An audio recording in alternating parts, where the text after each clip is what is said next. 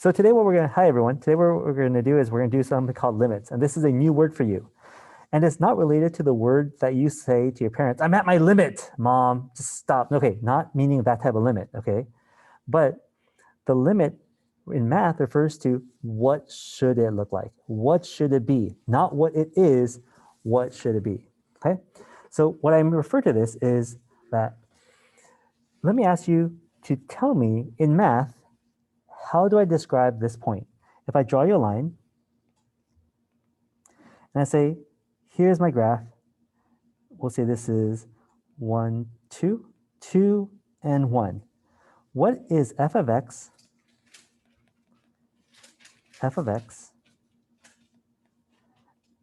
when x is equal to 2? What does the graph look like when x is equal to 2?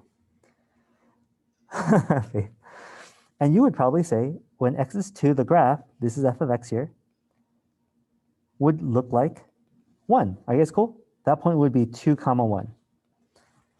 Totally makes sense to you? Okay.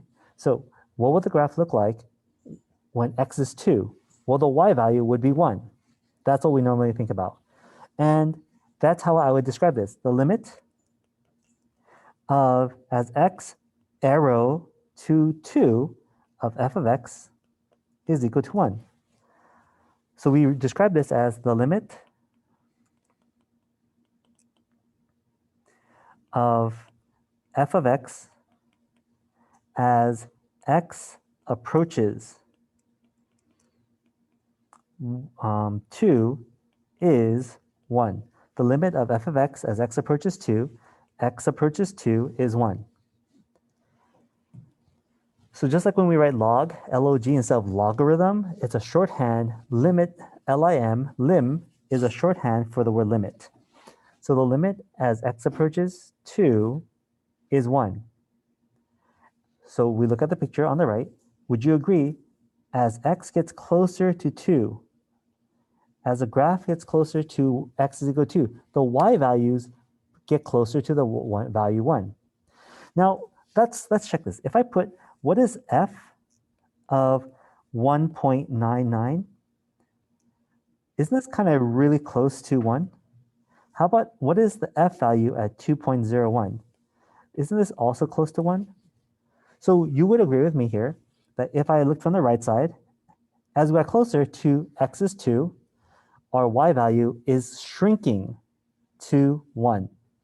As we approach from the left side, as x gets closer to 2, the y value is increasing, getting closer to 1. So all we're saying here is that the limit is what should it look like. Now, why is this any different than me just writing f of 2? Because the value f of 2 is 1. If I plug in x is 2, the answer is going to be 1. That is not a problem for us. And that's how we have defined this since Algebra 1. We've said, what is the y value when x is 2? Y value is 1. But let me go ahead and give you something a little different here. What if I give you the graph? Same, it looks very similar. 1, 2, look at 1. Except this time I'm going to include a hole here. I'm going to include a hole here. Now, when x is 2, what is 1? Do we have any answer at all? What is f of 2 in this situation? Can you tell me it's 1? You'd agree with me that it's not 1 because it doesn't exist, right? So the answer is, does not exist. Because there is no value there. You can say it's undefined, undefined. Because there is nothing at 2. Nothing there at all. So you can tell me it doesn't exist, you can tell me it's undefined because there's no answer. But what if you really wanted to know what it looked like? Some of us watch a lot of YouTube, some of us watch a lot of TV. Back when I was growing up, there used to be a show called Lifestyles of the Rich and Famous. And you would go to people's houses, these millionaire houses, and you would think, man, what would it look like if I was there? What would it be like if I lived there myself? What if it looked like if I had 3 pools in my backyard? Right? And that was just for the puppy. And you could imagine yourself there, but were you really there? You weren't. And this is the idea of what's going on here.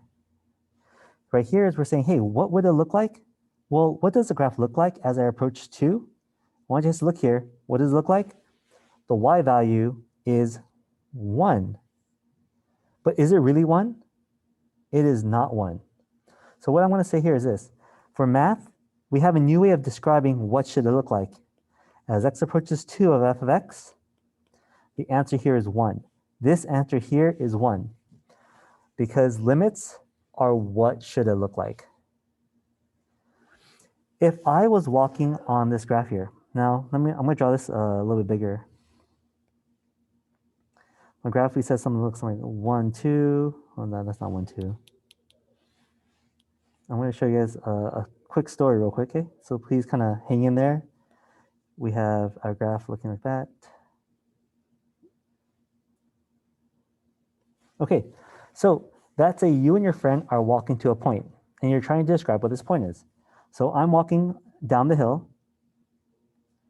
and as I get closer to 2, what is the y value I'm going to say this looks like? Well, it goes from 1.02 to 1.01 to 1.001 to 1.0001 to 1.000001. Okay? Do you guys see how the number is progressively getting smaller on the right side? How about on the left side? If I decide, hey, my friend here, let's change my friend to call him Mr. Red. Hello, Mr. Red. And Mr. Red decides to walk up this mountain, and he's walking up this way. And as he gets closer to our point at x equals to 2, he says, okay, I see 0.99. Then he gets closer to 0.999, then closer to 0.999, 0.9999. But does he ever actually get to 1? So my point here is to say, hey, look at these two values. What number are they both getting closer to? The left side says 0.99999999999. The right side says 0.000000001. What are they both getting closer to? They're getting closer to the number 1. And that's the thing that we want to make sure that we understand. Limits are not what it is, because there's nothing there, is what it should be. And this should be the number 1. Now, that's what you guys are going to end up doing on your homework. So let's go ahead and look at a graph here.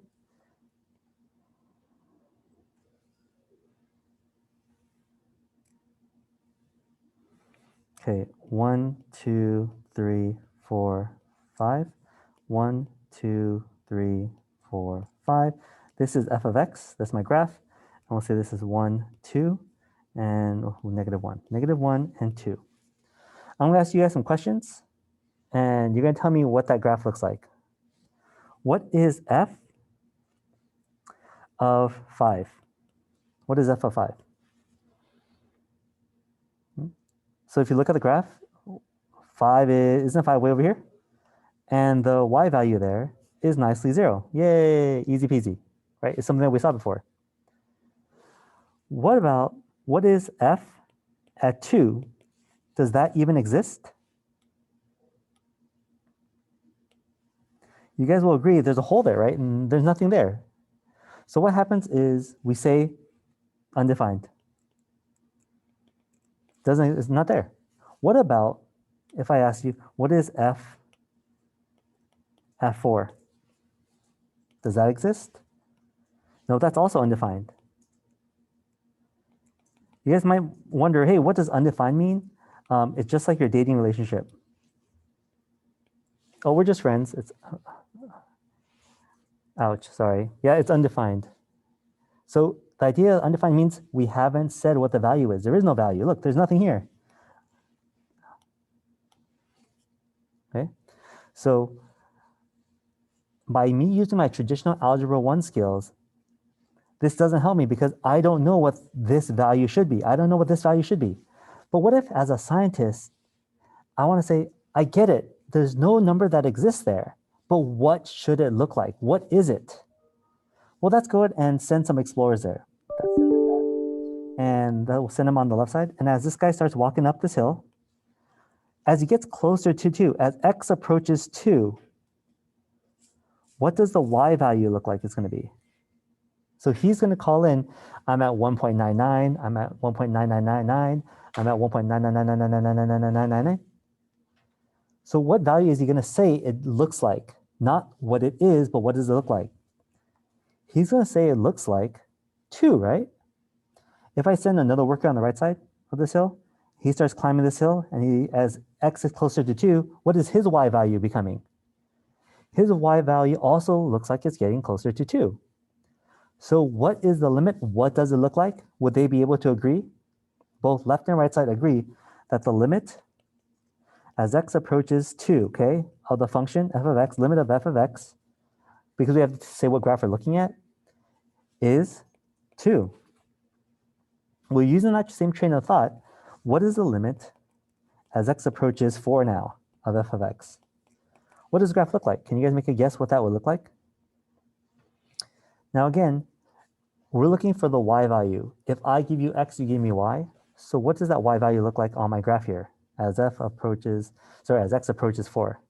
Thank you. That's exactly it, -1. That's what it looks like. Is it really there though? It is not. It is undefined. But as scientists, as people who don't want to stop at no, we can say, fine, I get it. It doesn't exist. But what does it look like? What would it have been? What could you tell me it looks like? And that's this idea, this usefulness of limits. Why are limits important? Is because it breaks out of the scope of Algebra 1, of me saying, what is that number? What is it? Instead, let me ask you this follow-up question. If I give you the graph 1 over x, we know this graph 1 over x. We've seen it before. Remember, this is a rational graph, and the graph looks like this.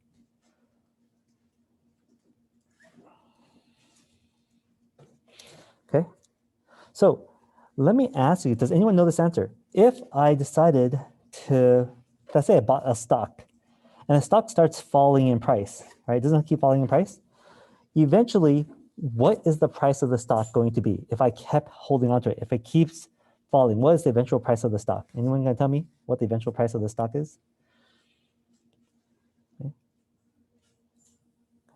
Okay, so the eventual price of the stock is going to go 0, isn't it? Do you see how this is getting smaller, smaller, smaller, smaller, smaller, smaller, smaller? Eventually, it's going to get closer to 0. But does this ever actually hit 0? Can 1 divided by a number ever equal to 0? No, it can't, right? Because if we divide by bigger numbers, if x is 10, 20, 100, 1,000, 1 million, it's still a number. It's just a really small number. So the problem is that in math, there's no way for us to think about by plugging in a number to ever get to 0, because that's where it's headed. Now, couldn't you tell me it looks like it's going to 0? Wouldn't that make sense? Hey, where does that graph go? As x gets larger, as x gets larger, as x gets closer to infinity, what does the y value look like? The limit of f of x. As the graph gets closer to infinity, the y value becomes 0. And this is this new idea of saying, hey, I get it. It never becomes 0, but what does it look like? It looks like it's going to become 0. Think it's Tarth? Yes, if I did plug in 1, f of 1 would be 1 over 1, which is actually 1. And that's what the graph is, and also what it looks like. So a limit can be the actual number, but if it's not there, what does it look like? Now, do all limits, do they always exist? Well, let me give you this other example. Let's give ourselves, let's call this 2, and we'll call this 3, and then we're going to call this here 1, okay? And then I'm going to give you one more. I'm going to call this dot here, 3. So this is an easy illustration of what is actually going on. So I'm going to ask you some questions on the side. What is f at 0? What is f at 4? These are easy ones. Okay, so what's f at 0? F at 0, here is 0. The y value would be 2. You guys cool with that? Just 2? That's kind of easy. What is the y value at 4?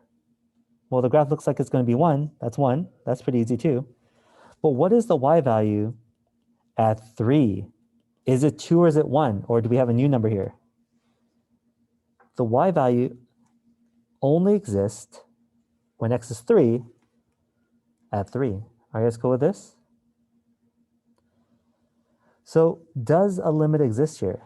Does the limit as x approaches 3 of f of x, what would it look like? Well, let's send those two workers out again. On the left side, let's then call him Mark. Oh no, we'll call him Lenny for left. So as Lenny gets closer to the work site, okay, as he gets closer to 3, what value does he think he's on? He's 2, 2, 2, 2, 2, 2, 2, 2, 2. He thinks it's 2, right? As he gets closer to 3, he still looks like 2. We'll send Ralph here on the right. As he gets closer from the right side to 3, what does his y value think it's on? What value does he think? So far it's 1, 1, 1, 1, 1. It still thinks it's 1, right? So does the left side and the right side agree with each other? And here in math, for us to say limits exist, the limit does not exist here because both the left side and right side do not agree. It's like your parents saying, what were we having for dinner? And one person says Chinese, one person says Mexican. There's no agreement, right? Guess who ain't having dinner? I guess you might have a cup of ramen then.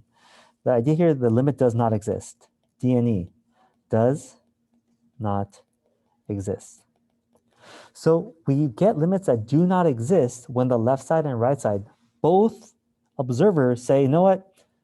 I see 2, I see 1.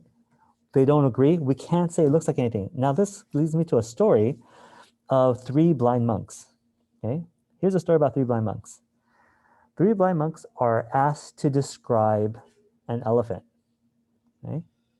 And you as a visually seeing person, you think of an elephant as a large dog with a big trunk, okay?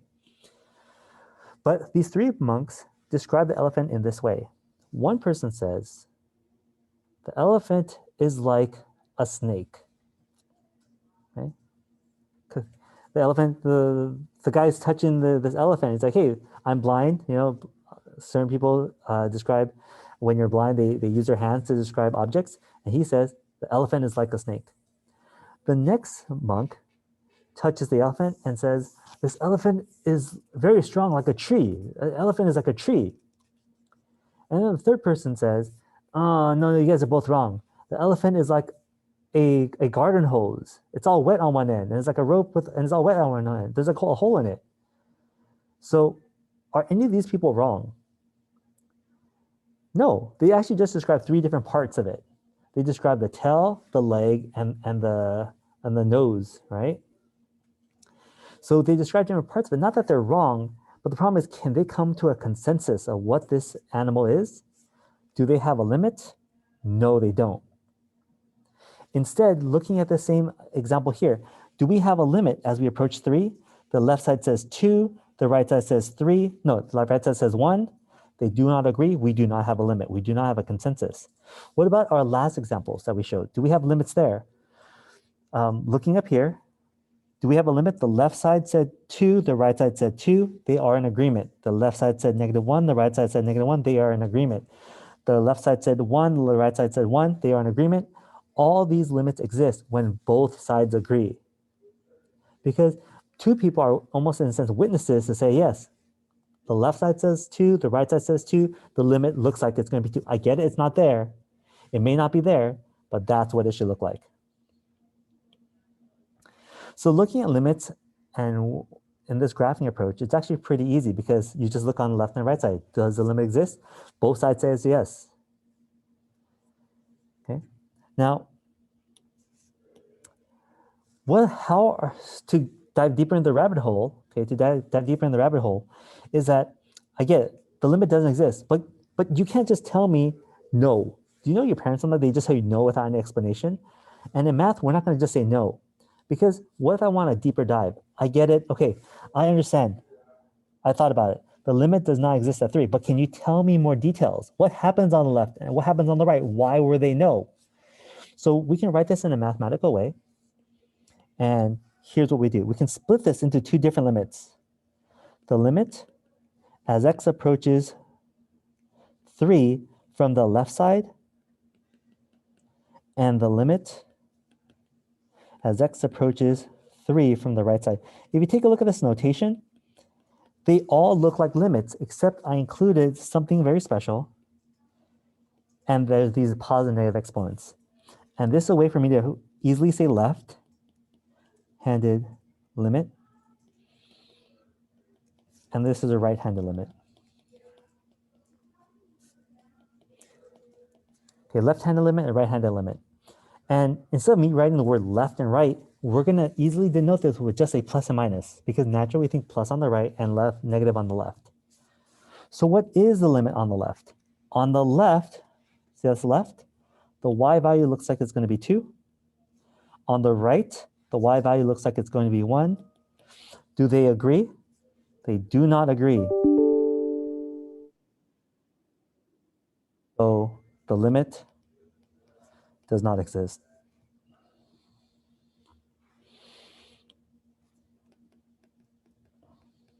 And that's our basic way to talk about limits. Limits don't agree. When they don't agree, the overall limit doesn't work. There is no limit at 3. You can't make up your mind, you can't agree. But we can break that down to say, okay, what was each opinion? The left opinion said 2, the right opinion said 1. That's why they don't. Okay, so on your work today, you guys are going to be doing a couple of things. First, you're going to tell me, 1, what is the limit? What does that graph look like?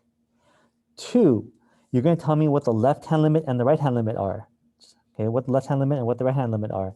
And then 3, if they do not agree, just like in this one, they don't agree, you're going to tell me the limit does not exist. There is no limit. And really, that's the lesson for today. It's understanding using vocabulary to describe the situation and then understanding if the limit exists or doesn't exist. Okay, that's it.